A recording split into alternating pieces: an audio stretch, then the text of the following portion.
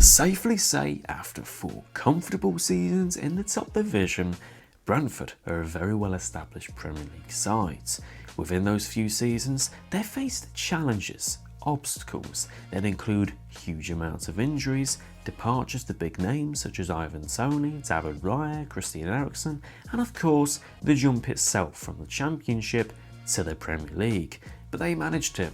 Not only managed it, but they aced it. And the man at the very forefront of that is 51-year-old Danish-born manager Thomas Frank. So Thomas Frank, as you may know, is a pretty well respected manager amongst supporters in this country and has been linked in the past to clubs such as Tottenham, Liverpool, Manchester United and even Bayern Munich. But is he actually as well respected as he should be? Brentford amongst Premier League clubs have the second lowest wage bill, with only Ipswich Town below them. That is crazy. Yes, of course, smart recruitment and scouting comes into this, but in a division where financial strength makes a substantial difference to a club's success, that is pretty impressive and showcases an extremely well-run club. But firstly, before we take a deep dive into Thomas Frank's Brentford side more tactically, I always like to introduce a team more statistically, where they rank amongst the league in certain metrics, what the chosen stats tell you about how Brentford play. Within my research, these are some of the stats relating to Brentford that really caught my eye. Where do we even start? So as we can see here, Brentford aren't a huge possessionally dominant team, and if you look a little further down, Brentford have the second most passes in the league over 40 yards, and also the third most passes completed over 30 yards.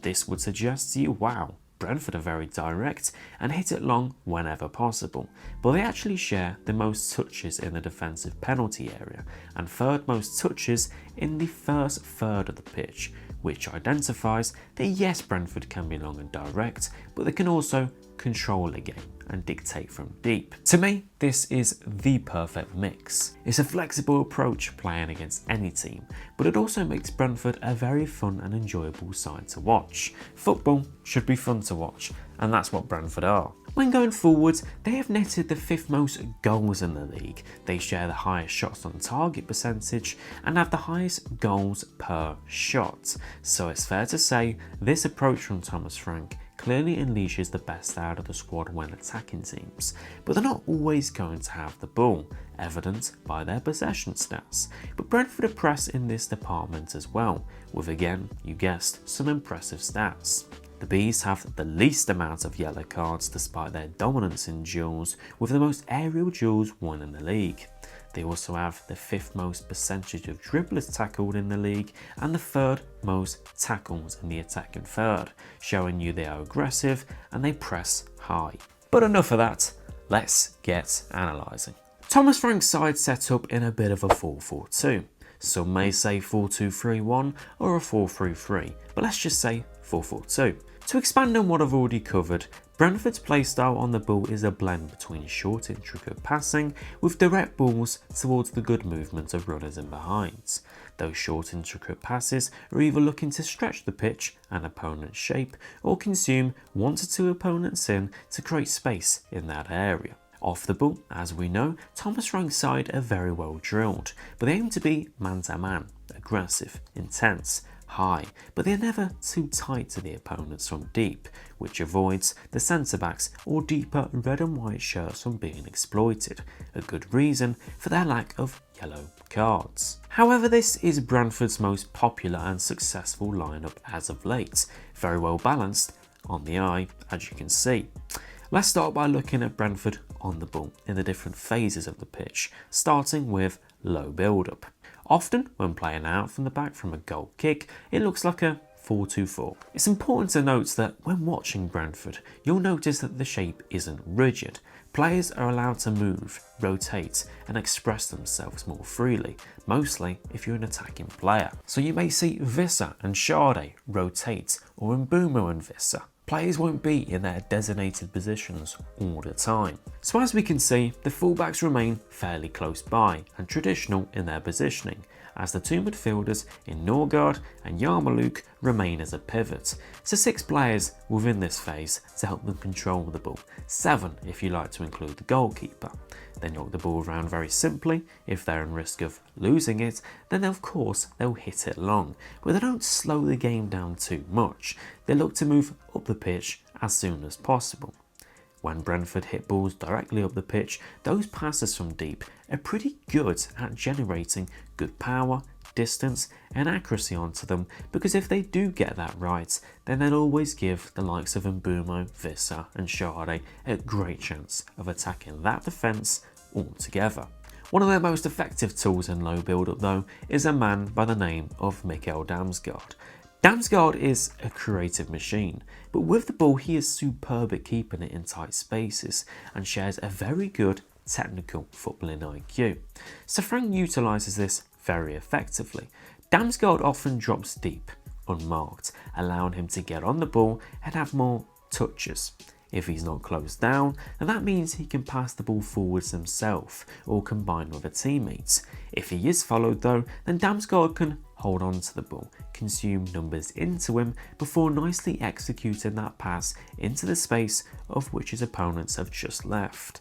This was executed to pure perfection against Brighton, as Keane Lewis Potter, the left back, drives into that space he usually occupies, to then find a great pass into Bryan and mbeumo, who makes a dangerous run in between the centre back and left back. But this all came from Damsgaard's ability to be press resistant. But as you can see, there were 2 players here who could have run into this open space, and 3 players that were pulled in by the Dane. Moving up the pitch now, in the middle third, this is when it gets interesting and adaptable. Brentford, usually within this phase, are quite free-flowing. Lots of players in front of the centre-backs are allowed to move. But the interesting role I noticed a lot was the left centre midfielder, occupied by either Yarmouk or Yoane. This role is a half-back-like role. If you've played Football Manager, you may know what I'm talking about. The left centre midfielder in possession actually drops into the back line to create a free defence. Why does Thomas Frank do this? Well, they have a winger at left back, Keane Lewis Potter. He's right-footed. Lewis Potter wants to go forwards, cross, take on his man, cut inside. So he does this, and Yarmouk simply covers for him in this space. So the purpose of this role is to push the left back higher up the flank to get the best out of him and his energy. This works very well, as Lewis Potter finds space very often and is unmarked quite a bit. On the opposing flank, they have lots of energy with January loanee Michael Konaté, and of course the brilliant Bryan and mbeumo. This ensures he isn't isolated and provides him plenty of support. If you'd like to know more about Konaté, then you know where to click. But that left centre mid role needs to be switched on. It's a selfless role. He's also covering if a centre back carries the ball forwards a bit, so he doesn't get forward in attacking areas at all really. But tactically, this is adaptable. Let's give some examples. Against Manchester United, Brentford aimed to drop numbers in deep, such as Damsgaard, wissa, mostly 3 players here in an attempt to exploit Amarim's team's biggest weakness. Centrally is where they leave gaps. They are easy to play through and easy to overpower, so combine that with their dominance in duels and fluidity on the ball, they'll carve right through them. Hence why they scored 4 goals. Against Brighton, Yarmouk hardly dropped into the back line as that left centre back and remained next to Norgard in the pivot instead. Mainly because Lewis Potter didn't push as far forwards, so he didn't need to. This was Thomas Frank adapting to the threat of Yakuba Minter on the right, who is very quick and can easily exploit teams with his pace on that right hand side. But it's about time we talk about Brentford in attack, because they do so in different ways. One way is set pieces. Brentford, like many other teams as of right now, are utilising and maximising the use of long throws, leading directly to their opener against Manchester United. They're also dangerous from corner kicks, leading to their winner at Ipswich. Another way is out wide. It's no secret that Brentford have lots of threats out wide. They simply build up the pitch very nicely and intricately on the flanks, with 3 to 4 numbers shifting across to help them overload and play through. Nothing too complicated. The wide players know what they're doing. They're supported by underlapping runs in the penalty area as well. And of course, they get plenty of red and white shirts onto the back posts, ready for that cross. All 85 crosses into the penalty area they've made this season. And then finally, there's of course different tools to break down opponents such as individual quality, but counter-attacks is a fine one. But to talk about counter-attacks, I need to talk about them off the ball. Off the ball is an aggressive man-to-man pressing 4-4-2 that's very well coached and very well coordinated. When the opponents are playing out, the forwards, midfielders and even the fullbacks are looking to press quite tightly against their man and force a mistake. The centre-backs, however, keep their distance a tad, but are mostly looking to jump and use their physicality and anticipation to do the talking. Any player making a pass against Brentford anywhere on the pitch, they'll be challenged intensely, and their passing options from there are pretty limited. When they do win the ball high up, as you can see here, Wissa takes it from Van Heck very smartly, they transition numbers up the pitch very quickly through their sheer speed. Once pushed back and deep, however, they either push everybody back, knowing on the turnover they'll get up the pitch very quick, or they'll leave 1 or 2 numbers up. If the ball is moving out wide, at least 2, maybe even 3 players are there to cover across, bring the play to a halt and limit any progression possible. If the cross is put in, then no worries because they win their headers more than anyone else. Any battles 1v1, then physically the side are very accomplished and good at doing their job. But let's trace back to how they counter.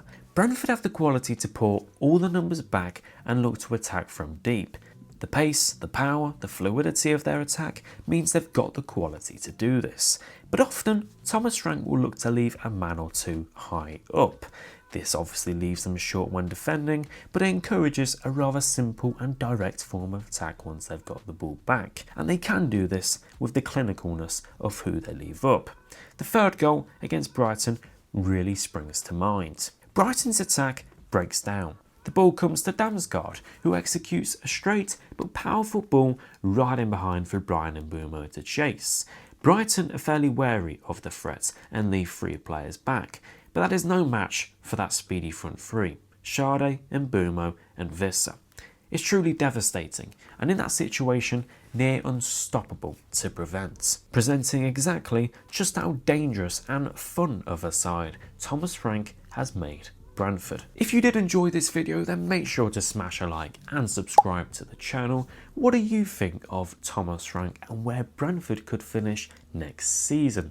Will it be lower? Will it be about the same? Or will they push on and make Europe?